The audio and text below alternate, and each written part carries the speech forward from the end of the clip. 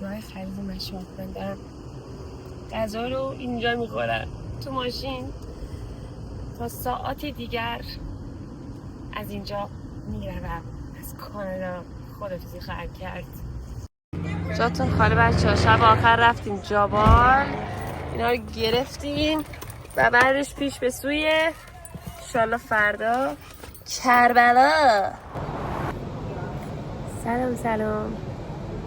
من از استانبول بهتون سلام میکنم چون ما یهویی کارامون جور شد و داریم میریم کربلا به طور خیلی عجیب غریب و معجزه واری. عرضم به حضور شما من میخواستم این سلامو از تورنتو بدم، ولی از اونجایی که خیلی سرم شلوغ بود و مشغول کار بودم و یه سری کارهای دیگه و بعد با یه سری جاها هماهنگی میکردم که من یک ماهی نیستم و اینا و at the same time همزمان داشتم لاگیجارم جمع میکردم. یه سری وسیله ها رو بعد می آوردم و خیلی مهم بودن.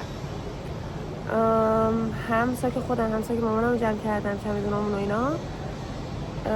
یه خورده برای من چالش برانگیز بود چون به هر حال این سفر زیارتیه، بعدش هم حالا سیاحتی نشون تو خواهم داد. عرضم به حضورتون من الان ساعت فکر کنم 2:30 شبه. آره 2:30 بامداده. اینجا ساعت 6:30 ما پرواز داریم به سمت بغداد انشاءالله و از بغدادم نجف، از نجف هم انشاءالله کربلا و صابرا و کاظمین، دوباره نجف و بعدش یه سورپرایز دارم، اونو بعداً میگم. به هر حال این سفر من خیلی معجزه وارانه به دست آقا امام رضا امضا شد. الان تمام احساساتم رو محکم گرفتم و نمیخوام گریه کنم. اصلا به خودم قول دادم الان اصلا گریه نکنم. من حدود یه مدت طولانی بغضامو نگه داشتم، گریه‌هامو نگه داشتم اونجاش که باید، یعنی اونجایی که باید گریه کنم برم گریه کنم، اونجایی که باید شکایت یه سریال بکنم برم اونجا شکایت کنم. به هر حال زبانم خواسته اصلا نمیتونم این ادامه بدم گریه هم میگیرم. به هر حال من واسه بچه های عراق یه چیزایی در نظر گرفتم، یه هدیه هایی که دوست گلم مریم جان به من گفتش که همینجور داشت تعریف میکرد در مورد اینکه به بچه های کوچولی که توی عراق هستن هدایایی در نظر گرفته. من خب وسوسه شدم، گفتم من یه هدیه یه چیزی در نظر بگیرم واسه بچه ها، واسه پسرها واسه دخترها جداگانه و اینا رفتم من پک کردم و تمامشو گذاشتم داخل لاگیجم انشالله آسیب نبینن که من اونجا بتونم به دست اون شکوفه های عراقی تحویل بدم و امیدوارم که کلی خوشحال بشن. همین، با من در ادامه سفرم همراه باشید. ستون دارم.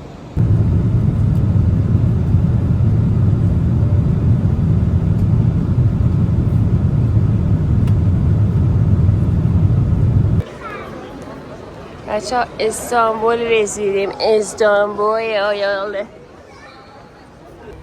بعد کلی دویدن بالاخره ما یه جایی رو پیدا کردیم. بچه ها آدرس فرستادن، رفتیم ناکجا آبادی بود خراب خونه. اومدیم استانبول. منم میرم مسجد قشنگیه و دارم میرم که کوله پشتی ها رو از اون قسمت امانت بردارم، بعد بریم هواپیما سوار شیم به مقصد بغداد انشاءالله. فرودگاه عراق آب نظری گذاشتن برای زوار امام حسین. بگردم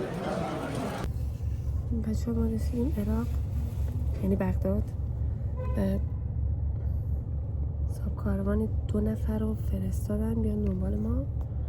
وسایل رو گذاشتیم تو این صندوق عقب ماشین رو یه دونه این گنده و ایجا نمیشد گذاشتیمش اینجا وسطمون. فقط داستان اینه که من نمیدونم چرا اینا حرکت نمیکنه. رفتن بیرون. شاید صداشون کنم. بندگان خدایی که از طریق کاروان ما اومدن آب سرد و بیسکویت واسه ما گرفتن. خیلی بانم اگه جایی پتومه کاروانی بسه بهتون نشونشون میدم بعدا. بچه راه بغداد تا نجفه. موکب زدن اون ور غذا دادن. بعد اینکه اینا موکبا هستن این ور چند تایی همشون هم میگن بیا بیا زبان حسینی بیا. خیلی جالبه. من یه چیز بخورم و میام. بچه ها بر ما غذا آوردن دوغ آوردن این دوتا وسط رو بر من آیس کافی گرفتن میداشتن. خیلی خسته بودم بیهوش بودم تو ماشین. بعد اینکه هوا به شدت گرمه از اون چیزی که ما تصورش هم میکردیم گرمتره. بعد بر من برنج هم گرفتن این چیزشون چیه کاروان ها نه موکب ها ببخشید چی دارم میگم واسه هزینه میگم.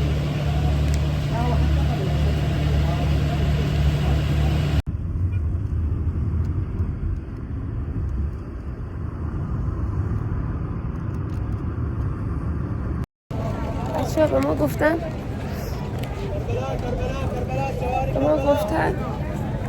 10 دقیقه بعد پیاده بریم تا حرم امام علی. صاحبخونه اومد ما رو رسون تا اینجا. دستش درد نکنه.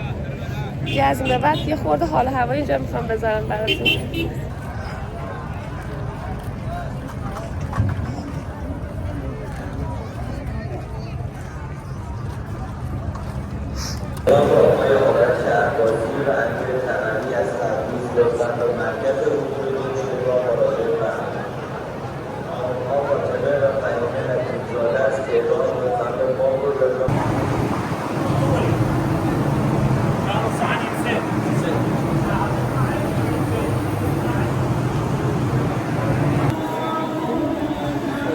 پیش بابامون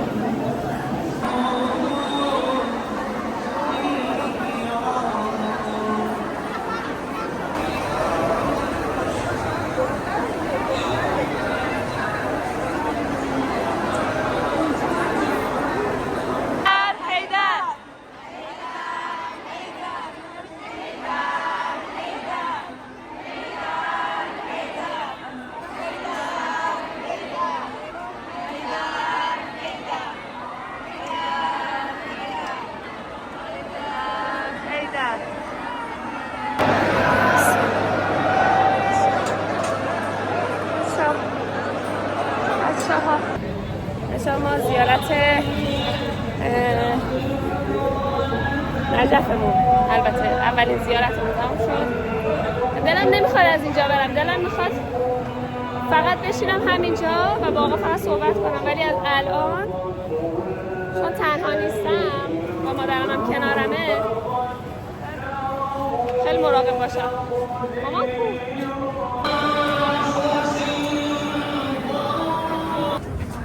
بچه ها از حرم که میاین بیرون خب یه همچین هواپوشی میبینی. یعنی این لباسایی بهش میگن دشتاست میگن چی میگن عراقی. آره اینا من 2-4 تا خریدم. بچه ما اومدیم سیم کارت بگیریم. یه لحظه چشم خورد به این از دور فکر کردم تسبیحه. گفتم خواهی پسر فکر کردم تا موبایل فروشی تسبیح هم میفروشن. بچه با از یه سیم کارت فروشی دیگه اومده یه سیم کارت فروشی دیگه یه طرف دندونگرد در اومد و با ما گفتش اینجا نگیریم.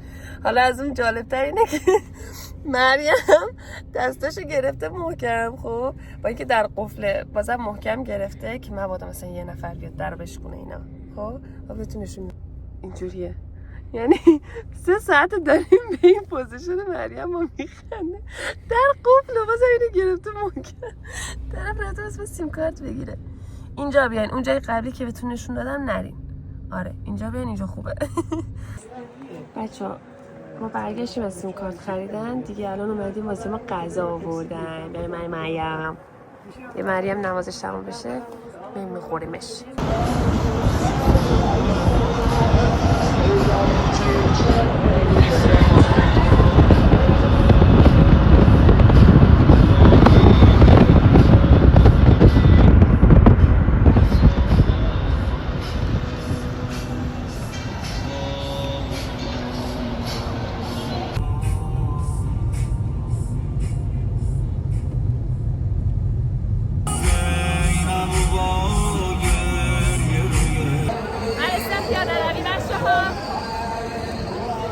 یه حال هوای خیلی عجیب و زیباییه، نمیتونم توصیفش کنم و دلم میخواد زار بزنم همینجا گریه کنم. همین انقدر زیباست وایبش، حال هواش. داخل موکبا بچه اصلا خیلی جالبه. مردم یه سریاشون این ور رفتن استراحت بکنن، یه سریاشون اون ور. ما هم که داریم راه میریم.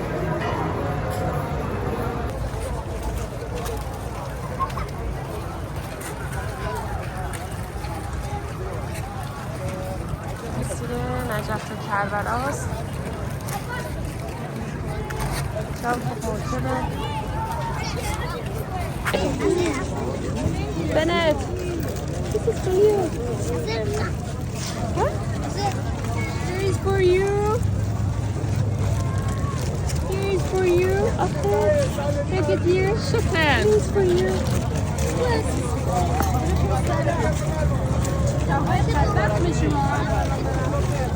نه مامانی ها همونجا بس بکن. اون بیان هستینا. بگیر. اشا اومدیم هدیه هاشون داریم، فقط یه چند تایی مونده ته این کیسه، نمیدونم معلومه یا نه. یعنی الان دوستم قراره بده. Father, I won! Yeah! Here we go. Hassan! ای جانه! بچه یکیشون گرفت دوستش هم رست صدا کرد. ای خدا! عزیزم ای خدایا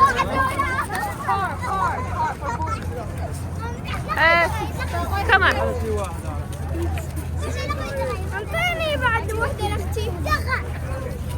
I don't know Arabic.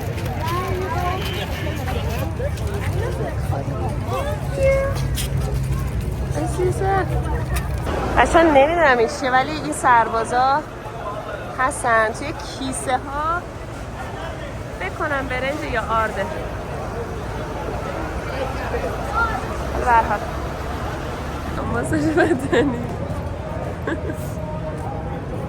من پیاده روی ها به کنار، این کراکس های دوست من به کنار. نگاه کن چقدر زیبا آمده عربه این پیاده روی. فکر کنم مجموعه سیبانیه. حالا منو نگاه. خانم شما خیلی جغله‌ای، خیلی شالله‌ای. کثیف نکن بانو، کثیف نکن. اینجا هم بچه ها موکب ترکیه‌ای هست. خیلی جالبه، همه از هر کشوری اومده موکب زدن اینجا. این خود زندگی‌تر عمل میکنن ترکیه، مثل چیزی آره اینا تمیزترن.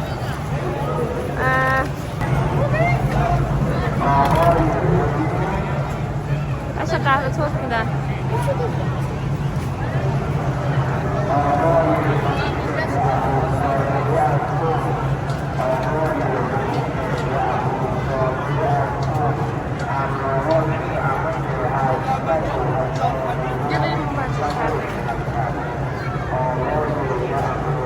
الله قبول etsin. Teşekkür ederim. بچه‌ها منو کات نمیخوری؟ قهوه ترکه. بگی خیلی استرانگه. خوبه. فکرم خالیه خاطر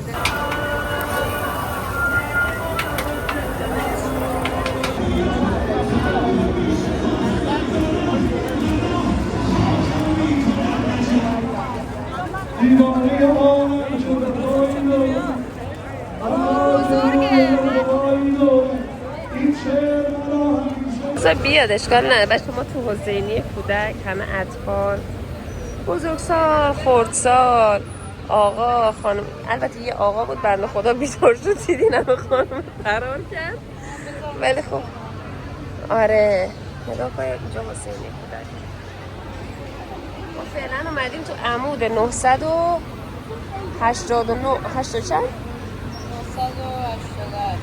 988 استراحت کنیم. 998 10 تا عقبی. آره ما اومدیم استراحت کنیم و بله اینجا یه حسینی ایرانیه. جاش خوبه ولی الان آفتاب خانم میاد سلاقمون میکنه. anyway تا اینجای کار من برم بعدی.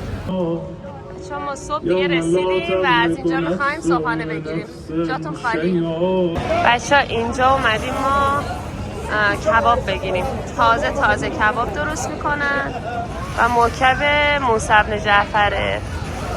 بله هم همه مردم ایستادن که نظریه‌شون رو بگیرن و من میت وضعیتم خیلی خرابه شد. خیلی یزم اوه یا علی چشم به این خورد. اینا اسلحه مزله‌شون هم آوردن اینجا. نگاه کنین نشون میدن برادران نظامی باشن. اینجا نمیتونم چیز مامان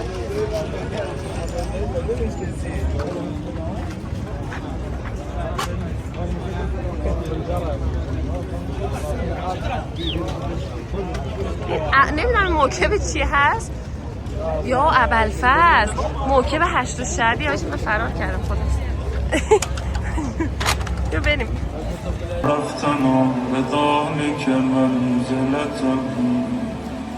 شبیه میت شدم و خیلی حالم بده. به ما دادیم و بیایم تو مسیر مشایخ. بگو حسین جان الحمدلله.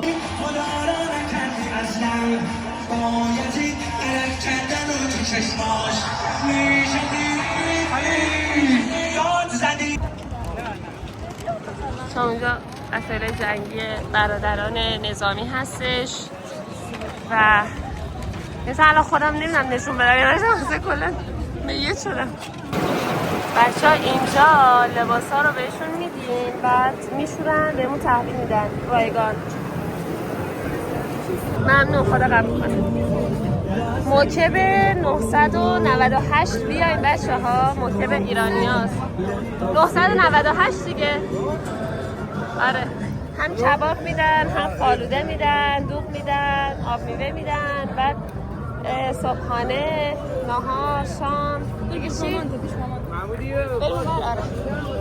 بعد اینکه حلیم مثلا دیشب نه صبح دادن. آره دیر صبح من اینو بخورم تا نیفتادم.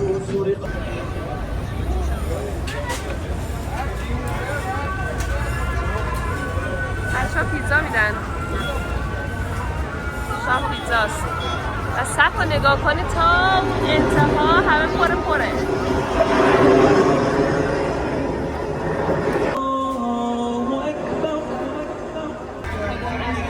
بچه ها این صف همون پیتزا هست که بهتون نشون دادم ما. یعنی تا اون تهمه ها چش سیاهی میره. بایستادن انشالله قبول کنه.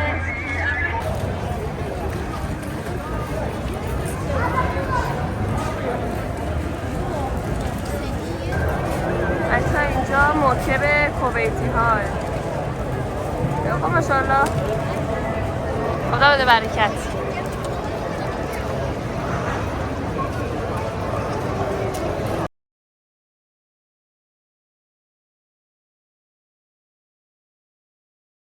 بچه اینجا دانشگاه الحسینه